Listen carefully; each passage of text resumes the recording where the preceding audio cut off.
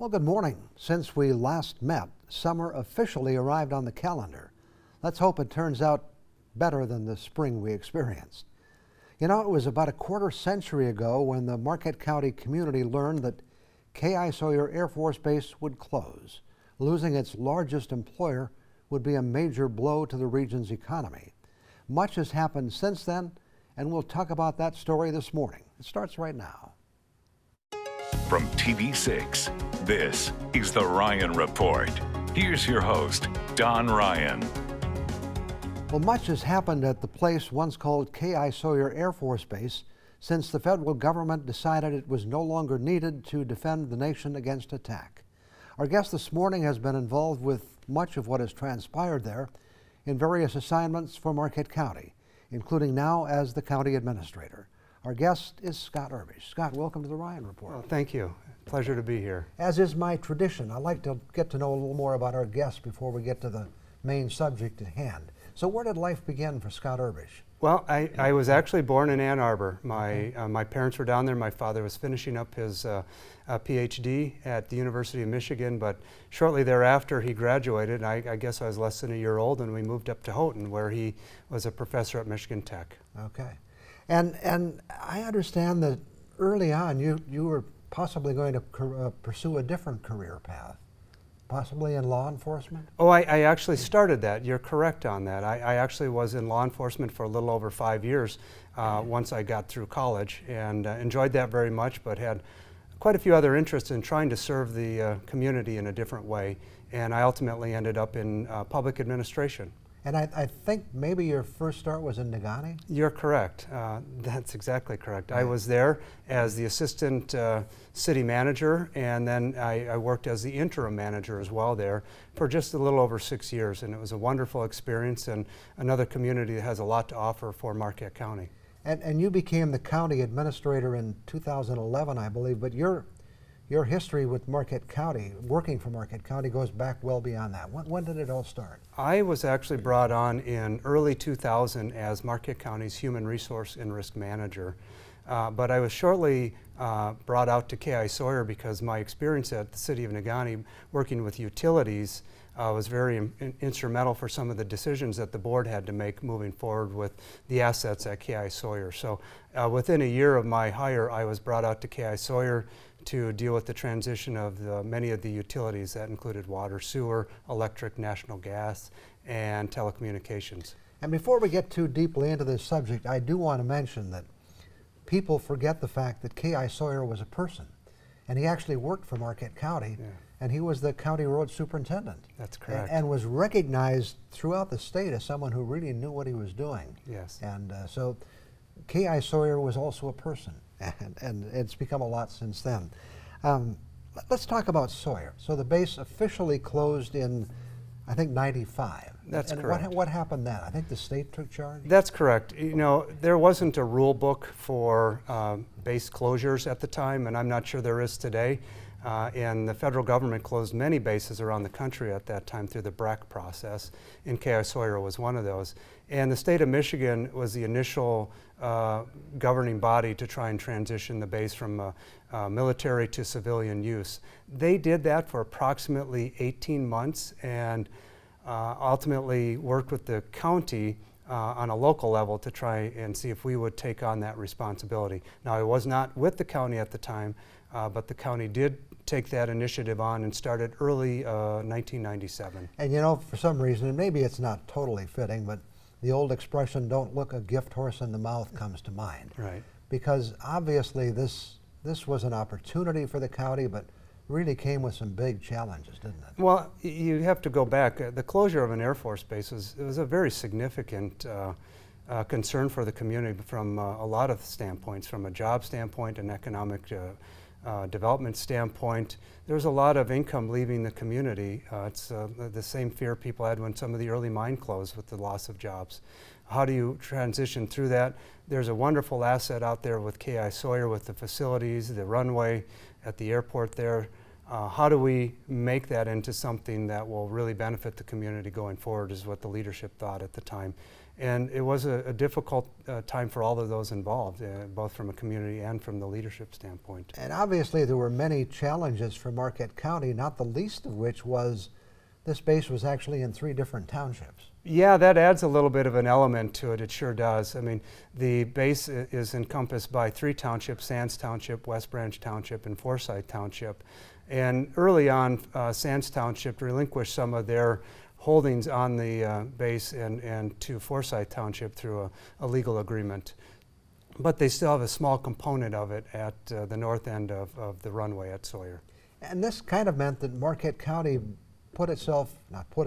became in a different position than typically, and that they were the local unit of government. Yeah.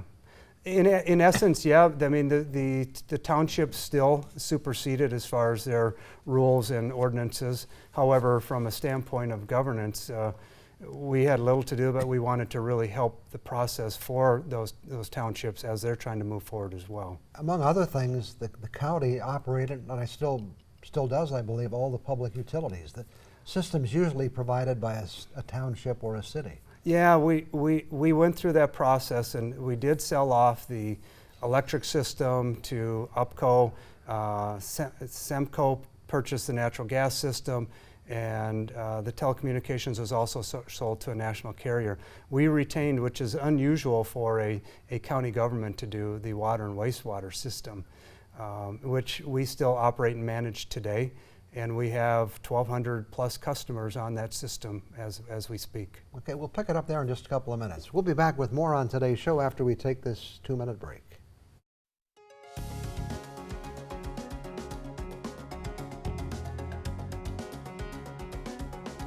And again, we're talking this morning with Scott Urbish. Scott is the Marquette County Administrator, talking about the fact that about a quarter century ago, K.I. Sawyer Air Force Base left. The base is still there, but the Air Force left, and it made quite a change for Marquette County. Certainly one of the big challenges was community building. Correct. Developing this new community at Sawyer. And the housing, as I recall, was acquired by only a few units, and so most of the residents were rental residents. That's correct. I will say that shortly after the base closure, there was probably only 1 or 2 residents sitting out there, and that was Executive Director at the time, Tom Remora. And so they worked on selling off the assets, the housing assets, and the Sioux tribe took on a segment of those and started to fill those as well. But the rest were sold off to various developers.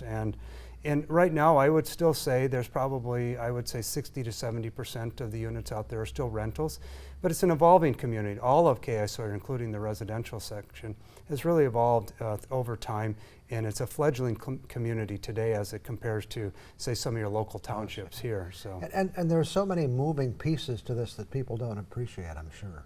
Of course. I mean, just the dynamics of K.I. Sawyer. Right now, West Branch and Forsyth Township are the 2 primary townships in the residential area, and each of those have different zoning requirements.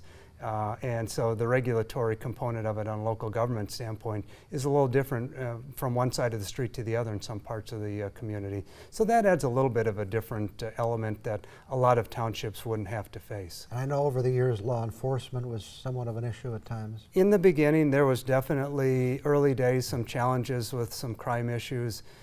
There was a strong initiative with the help of the state police to work through that.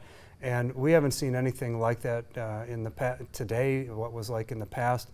We've seen nothing but really, I think what I see as very progressive movement towards really developing a community, even though there are a high level of rentals there. And you have a couple of groups that really help in this process. Absolutely. We're very fortunate that there's some strong-willed residents out there. There's local governments that work together, and that's together in a non-formal basis called a group called the Sawyer Community Alliance. We've been meeting for over 10 years. And the intent of that is to work through initiatives to better the community, bring the community residents together. And then there's another group called the Sawyer Operations Authority. This is a more formal group. and they are comprised of West Branch Township, Forsyth Township, and Marquette County officials, and then some at-large from the community. This organization actually has the ability to establish ordinances and some regulatory pieces that maybe will smooth over some of those issues that you might see by having two different zoning components, one side of West Branch and the other in Forsyth. So they're working through those things right now, and it's also to try and better the community, and it's been going very well these last year with the group. And as we said, or as you said, you know, economic development was one of the driving factors in making this decision. Yes. And one of the key components of that was moving the airport. Yeah. Which was a controversial issue at the time. Yes. And for those people who don't remember, the Marquette County Airport was operated right near TV6 here, and the decision was to move it to K.I. Sawyer. That's correct, and as you noted, it was very controversial at the time. More particular, I think it was more upsetting to some on the West End, is the way I've been told. Right. There's partly a convenience factor for that group to travel here versus all the way out to K.I. Sawyer for your air travel. And so there was some controversy there, but Marquette's older airport here in Negaunee Township was really restricted in its ability to grow from an economic development standpoint in a job creation component. We felt that the Sawyer location would provide much more opportunity with the existing buildings, the length of the runway, and it still was not that far removed from the rest of the populace. So it was a difficult decision by the board. It also was tied to, some might not recall as well, that a group was a maintenance, repair, and overhaul facility here at the old airport in Negaunee Township called Ramsey, and they had well over 100 employees. They needed a larger facility to continue to do their maintenance on aircraft, and had they not had that ability to move to K.I. Sawyer, there would, in addition to the loss of the base, you might have lost another large employer. That employer now is still out at K.I. Sawyer, but it's under the Envoy name and has over 200 employees. And it's been a really good thing for the community and quality jobs for people. And one of the things the county did to help make it a little better as far as those who were concerned about travel was to build a new road into the airport that provides better access, especially for people from the west and the north, I guess. Yeah, that was one of the ways of trying to recognize that change in the distance of driving. The Kelly Johnson Memorial Avenue, one recognizes a key figure from the local community that had a lot to do with aviation, but it changed the routing by 3 miles. So if you're coming from Marquette to the airport, you save about 3 miles in driving by taking Kelly Johnson entrance into the airport. We'll come back and talk some more about the development of K.I. Sawyer Airport, or Sawyer International Airport, in just a couple of minutes. Back with more on the Ryan Report after this break.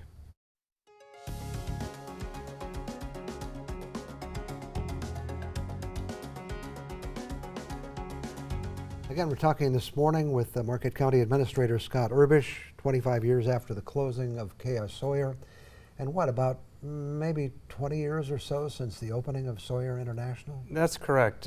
This September will make 20 years that we've opened the airport for commercial basis. Now, there was some limited general aviation taking place prior to the September of 1999 date, but this is a very big date for us. That's 20 years, and I think it's really proven that the move to K.I. Sawyer was the right move to make. Our ridership has continued to increase over time. Obviously, through the recession period, things were slowed down for all airports in the Upper Peninsula. We still garner about 38% roughly of all of those passengers that fly out of UP airports right now. And we're very proud of that. The last couple of years, our total ridership, both in outbound and inbound flights, has exceeded 100,000 passengers. And those are some pretty high numbers for us, and we continue to see that growth. Right now, we even have, during some of these, we have seasonal flights right now, so we have 5 daily flights inbound and outbound out at Sawyer, which is really helping our passengers, especially if there's any delays. It gives them other alternatives. So we're real happy with what we've seen over the time, but it's taken a lot of work by a lot of people to continue to push that. So. And I know you've stressed that it's important for people to use their local airport. Absolutely. We always stress, whether it's Sawyer, whether it's Houghton County's airport or Delta County's airport, try to make sure you fly from nearby, because what's really important about that is if you're not utilizing those airlines that are in your local community, there's a chance that your flight levels may be reduced. It's basically use it or you might lose it. So we always ask, if you're thinking of flying, double check the rates and look local first before you to head out of the area. And you're doing things to keep Sawyer competitive, aren't you? Taking some very definite steps. Yes. For the future. Yeah, there's some things in the airline industry that are continuing to evolve. One of them that they've been telling us for many years is that the 50-seat regional jets are slowly going to be taken out of service. They're not as economical for the airlines to be using. And some of that may mean that they're going either to other types of aircraft or larger aircraft. And so what Sawyer has been doing over the last year is they've gone from what's called a Category 4 airport, to a Category 3 airport. By going to a Category 3 airport, it means we have to have a higher level of security for our employees, and those that work in the airlines there. But it allows us to, on a regularly scheduled basis, have 61-seat commercial jets or greater. And that's a real big move for us. It'll allow us, if those 50-seat jets are eliminated, to be able to go to a larger jet. I know Sawyer also has a control tower, which is unique in the region. It is. We are the only operating control tower in the Upper Peninsula and even northern lower Michigan and northern Wisconsin. That really brings us some other opportunities for economic growth as well. We get military contracts more regularly because they want to have a operating control tower to do their services. So. And one thing you've been working on is to try to get a customs agent here. Yeah, unfortunately, obviously the airport's name is Sawyer International Airport, but we lost our part-time customs agent in the early 2000s, and we've been working very hard since then to try and bring back a customs agent, not just for Sawyer, but for the region. We feel that a customs agent would really be beneficial from a business growth standpoint for the region. And so what we've been working with our federal representatives, Senator Peters, Senator Stabenow, Representative Bergman, to try and bring that back, and all have been very cooperative. And we made some greater strides this year, so our fingers are crossed we're able to bring back some form of customs for the central region of the Upper Peninsula. And our time is running out, but I know that the military relationship you have is also important. Absolutely. The military really likes to come here to do their winter testing, and so we've been able to garner a strong relationship with the Army, a component of the Army, and they'll be back this year, and so they come here and test different aircraft. They do freeze testing on rotors and propellers, and they'll be back this year again. They also bring in other entities from other countries, and so they are spending a lot of money locally, and they're also bringing revenue for the tenants of the airport. And we have less than 30 seconds, but economic development, I think there are 50 or 60 businesses with almost 1,000 employees. Yeah, we're very blessed out there to continued growth in the businesses out there. Some key businesses, Superior Extrusion has grown to probably about 140 employees. You have Potlatch with 100 plus employees, Envoy with over 200, Argonics with 70 plus employees. And we see the creative industries coming with National Carbon setting up a company to research and develop tools to use woody biomass in carbon development. Okay, interesting to find out what's happened in these 25 years. Thanks for coming in and sharing with us. Absolutely, it's my pleasure. I'll be back with some other thoughts for you in just a couple of minutes.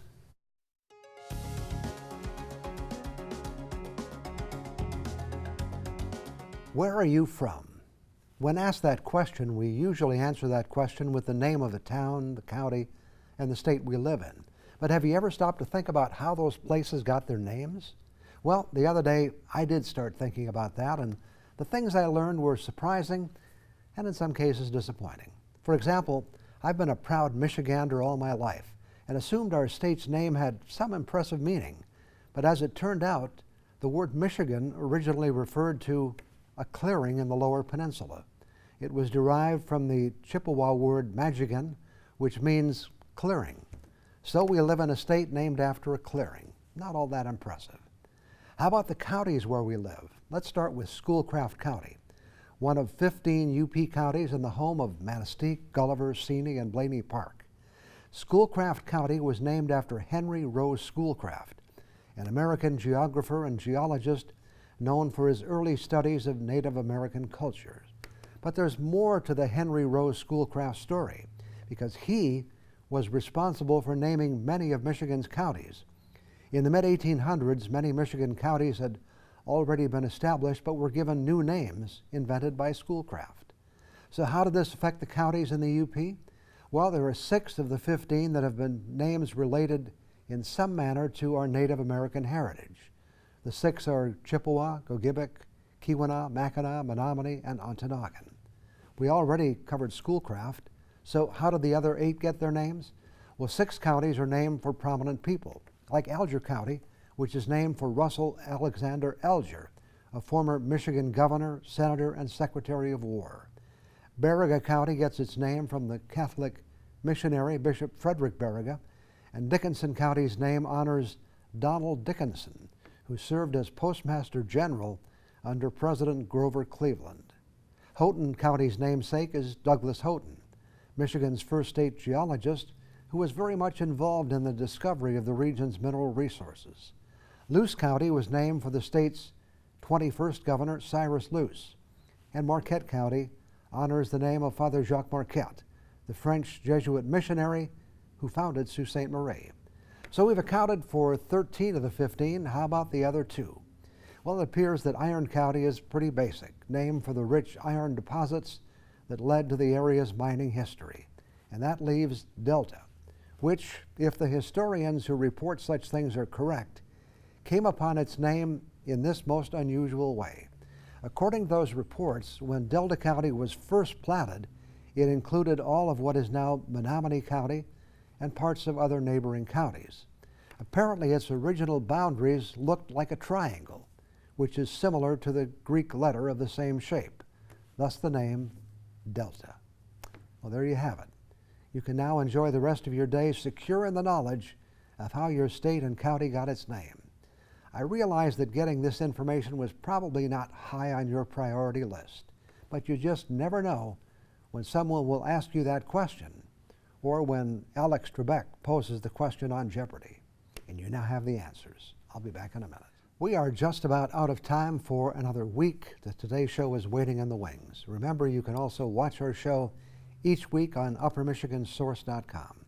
Thanks to Scott Urbish for coming in this morning to provide an update on K.I. Sawyer, nearly a quarter century after the Air Force decided they would leave our community, and now they're gone. And thank you for joining us.